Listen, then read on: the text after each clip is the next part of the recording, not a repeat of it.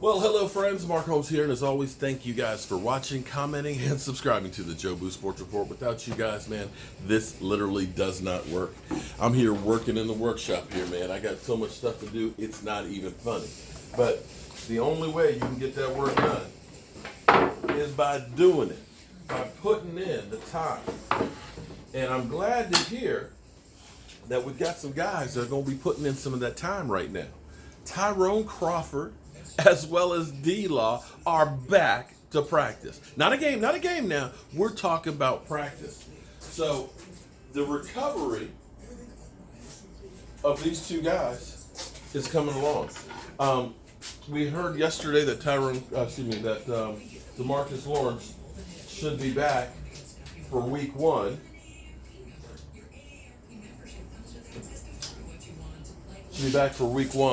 But he may not be at full capacity. So there's that. Sorry, got to do some math here.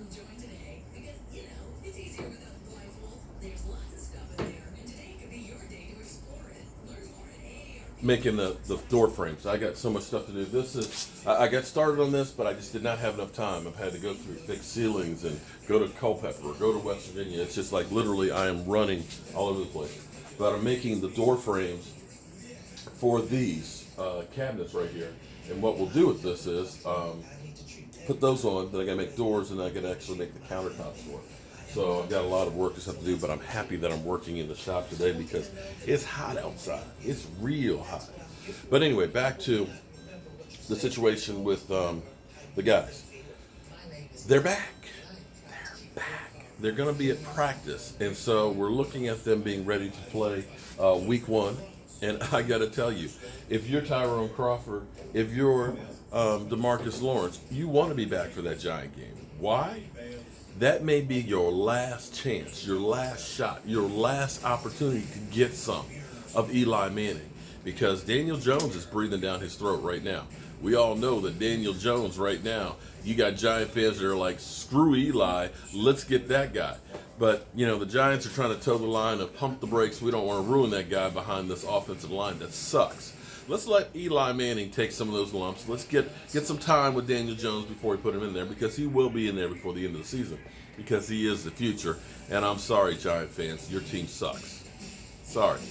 And you're rebuilding, and I'm proud that you let go of some guys that were dead weight and that you're going to try and get your stuff together, but you are a couple of years away. Let's be honest with it now. I mean, I could be wrong, but sorry. Said you were a dumpster fire the last 2 years, and you're still a dumpster fire. So this is great news that we got two more guys getting back in the fold, and there's probably a sense of urgency for Tyrone Crawford, because here's the thing.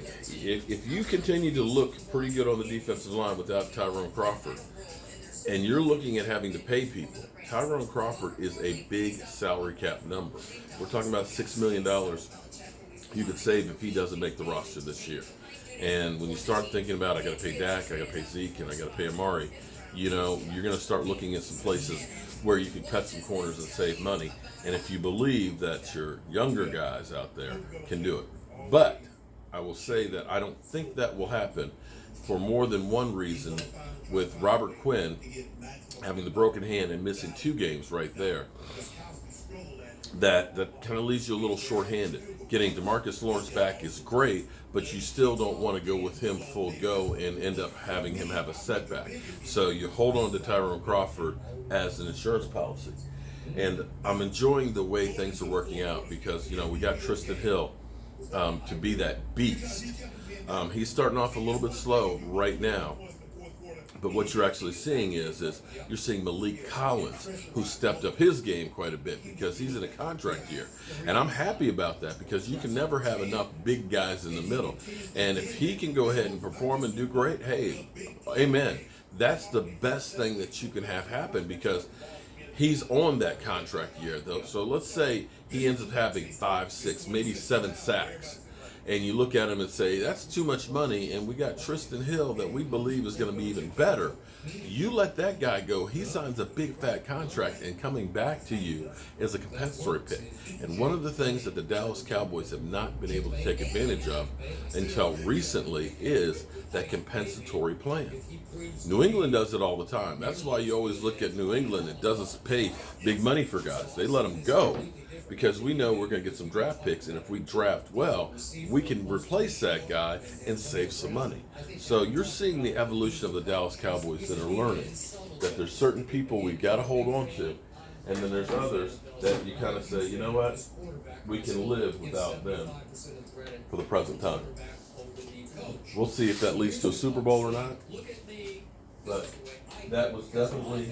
this is definitely great news that those two guys are coming back. From Stanford, who was not highly rated even as a punter. Again, he's got a big leg, but not the greatest leg. And the other kid, Ryan Allen.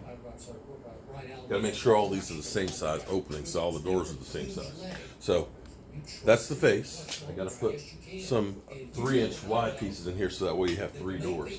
And then, of course, because he's got a new baby, he's got a little baby, we got to put locks on the doors. So we got these magnetic locks that you don't see, and you just have to touch a spot and it opens the door.